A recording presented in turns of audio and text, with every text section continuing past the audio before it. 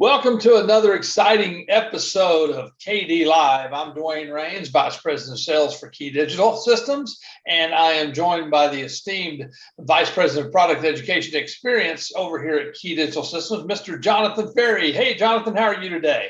Doing wonderful. Thanks very much. I appreciate you having me here today, buddy. Absolutely. It's always fun to do KD Live with you, sir. And tell me, what do we have in store for our viewers today? Well, we've got a brand new product out. Now, brand new asterisk, right? Exactly. Because it is called KD-XPS22U. Let's go ahead and kick into screen share mode and show you all where to find this product, XPS22U. If you're over on keydigital.com, a few ways you could go about it. Either just using the search, for example, brings it right up. You'll also find it in our new product section for the next probably 3 to 6 months, or in the HDMI HD-based T extenders section as well. So here we are. And if it looks familiar to you, XPS22U is the combination of the the PS22 UTX, that's your transmitter, and the X100 MRX receiver. These were two products we already had sold a la carte. Put them together for some really nice features, some really great savings. Absolutely, yeah. I mean, we've got quite a few units that use that 100 MRX receiver, but this made all the sense in the world to combine this as a kit, because this is what we call a smart extender kit, and we'll get into that in a little bit. But yeah, so like Jonathan said, it's new, but it's not new. It's new as a kit, and you do get a nice savings. If you bought these separately, you would pay more, but as the kit, you get a nice savings on it as well. But this is quite the piece of gear as an extender, as well as a presentation switcher. Yeah, totally.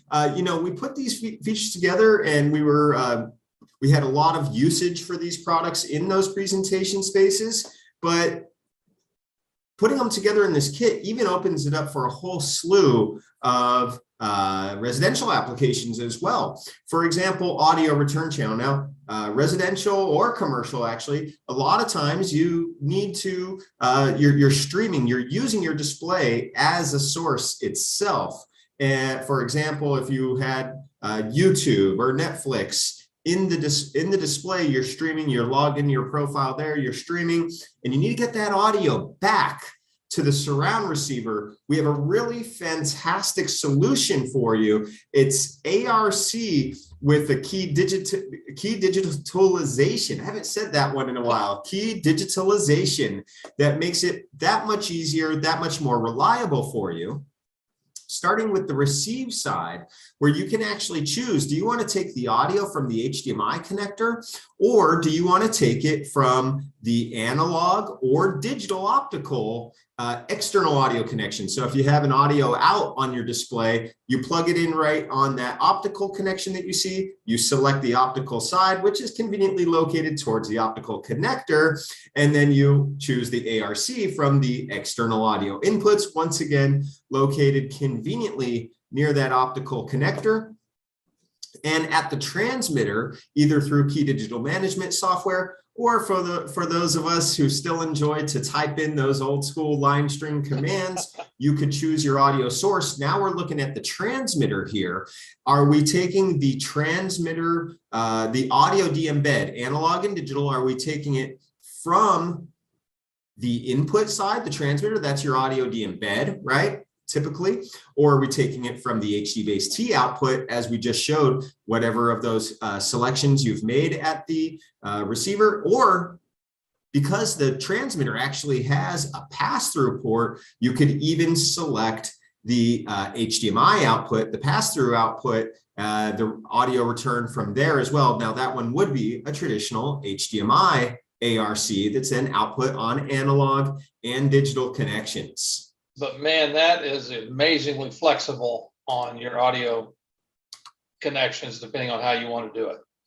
Yeah, and that's just the first of the really cool features. How about extending network connection as well. You know, a lot of times folks have installed that cat wire 3, 4, 5 years ago, and yeah, Cat 5e or Cat 6, great. Still use that stuff, of course, but now you need to get the network over to the display side. Maybe it's so that you can stream these apps, or maybe you've got a partner product like a sound bar from the TOA of the world, where you've got their Lenubio that gets the network connection, for example. And so if you only have a single cat wire there, you can plug it right in from your network switch, Wi-Fi router into the transmitter. And not only are we sending HDMI audio, video, the control, et cetera, USB even over that single cat wire, we're also now giving the network connection to that display. That is amazing. All over one cat wire. Single cat wire, that's all you need. It basically replaces a bouquet of cabling when you use these smart extenders. Yeah, so save the bouquet for Valentine's Day, right? And of course, you know, your network connection is bidirectional, so it goes either way. And another huge feature of these products is CEC Display Control. That's your control over HDMI. And once again, I wanted to show you guys what that looks like in those old school line string commands. Not only are you able to turn on and off the display, you could also increase, decrease the volume, or enable, disable, or toggle muting. So this is all through CEC. This is the kind of control that, you know, CEC, you don't even need to wire IR or RS-232 to make this work. Yeah, and for those who may be watching who are not familiar with CEC, like Jonathan said, it's over the HDMI connection, not an RS-232 connection, not an IR emitter. All still, we're reducing the cables needed. Many of the displays out there, more and more all the time, have this CEC capabilities. Stands for Consumer Electronic Control. But it's moved over into the commercial space as well. And, you know, some display manufacturers may call it something else. Yeah. But most of the displays now have that capability. Sometimes you have to activate it within the TV, but then you can do all of that control all over the HDMI. Again, less wiring, and it's just amazing. You know, I'm glad you brought that up, Dwayne, because one of the things that took us a lot of time to make sure we put a link inside the operation manual of the transmitter that shows you how to enable CEC on most of your popular display brands. So it's there in the manual. You don't have to look too far. I need to congratulate the manual writer on that. I'll make sure he knows. For those of you following along at home on the inside joke, I write most of the manuals. Great way to learn about the products, writing the manual. Another good way, reading the manual. I prefer reading instead of writing it. So yeah. Write, I'll read. We all do. Those are the most stressful projects for me. You know, the transmitter also has 2 HDMI inputs. It's not just an extender transmitter, it's also a switcher. Yep. And in case we didn't mention it, it is 4K. So oh yeah, 4K 18G even. Yeah. Full bandwidth 4K. So, and you know, what's nice about the 4K 18G when it comes from HD-Base-T, there's zero compression on it. Zero compression, so there's not any additional latency also. So we show here an example of gaming, which is super sensitive to latency. There's a pass-through. So here we see some, what I would say are typical of like a training room type features, Dwayne.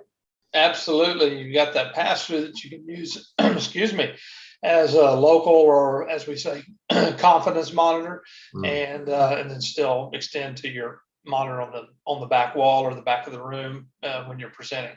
Yeah, it's nice to have that monitor where, you know, you don't have to keep looking over your shoulders all of the time. You know, it's like, hey, chill out. You're not saying anything bad about the display behind you there. Okay, you don't have to keep looking. Is it listening? To do a much more professional presentation. Yep, and the audio de-embed on the transmitter, either of course, we know this audio now can come from those Podium laptops, or if the display or projector itself were streaming some kind of content natively, using that audio out to send it backward. You could do that as well. Even your projectors nowadays, a lot of them have, Bluetooth built in, where they could actually receive Bluetooth, and then they have the audio out there, spit that back out. Now you can send that back into your professional audio system, powered speaker. There's no volume controls on these. It's just a de-embedding of that, the audio either from the transmit de-embed or the receive side, as we mentioned. And another great feature for conference rooms and application rooms, for example, is the USB. In fact, this makes those presentations in huddle spaces anymore. That's all you need. Absolutely. We've got a lot of our users that are doing just this setup that you see right here with our CAM USB, because we've got the USB connectivity, which Jonathan's about to talk about, and it makes for a really, really nice small conference room system, and very agnostic to the codec. So, John, I'll let you take it away and talk a little bit more about that USB connectivity. Yeah, I mean, it's cool, right? So imagine, let's paint the picture here. You see at the head of the room, you got your CAM USB, Key Digital, thank you very much. You've got your TOA Lanubio sound bar with a microphone array built in. There's others of these as well out there. I've just really enjoyed working with that product lately. We also have partnerships with Clear One, for example. And what it's a USB microphone, it's a USB speaker, and it's a USB camera. We plug them both into the X100 because you can see there's two USB-A ports there. The X100 receiver, we're sending it backward to the transmitter. And just imagine the table, for example. You have two HDMI cables coming up at the 2/3 marks, right? So middle front of the table, middle rear of the table, you got a USB cable, and whoever connects that USB can be the conference host. And just plugging that in, it's a consolidated signal of USB camera, USB microphone, and USB speaker all in one, just a single connection there. And it's really a great way for those hybrid use rooms where you have the presentation for your colleagues locally and over the video teleconferencing software, Zoom, Microsoft Teams, etc., to present to your colleagues from all over the country, or maybe even in a different country, huh, Dwayne? Absolutely. And because you're using, say, Zoom or another platform, all of that's coming into that same computer, then you don't have to have necessarily a very expensive teleconferencing DSP, because Zoom handles the audio echo cancellation just fine, as well as all the other platforms like Teams, etc. And so, yeah, this makes a great solution for a large number of applications. Yeah, it's a perfect combination of products. Again, you have a good advantage, good savings when you purchase it, and you see a variety of applications where this is going to be useful for you. That's why we could only call it a smart extender. Yes, absolutely. And I don't know if we actually mentioned it, but you can go up to 100 meters or 328 feet with that extender. So it's a smart and long range extender. It's got it all built in there. So, if you have any more questions, obviously reach out to sales@keydigital.com, and we'll be glad to help you with that. And, we mentioned several things along the way, that Lanubio from TOA, with a couple of other pieces of gear, you can make our camera track even with that as well, just with a couple of extra pieces. So yeah, that's a really cool feature, really cool integration. Wonderful. Well, Dwayne, I guess I'll see you during the next product launch, hey?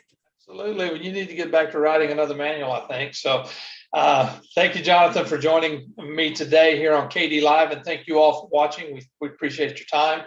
We know how valuable it is. So we'll see you next time on KD Live.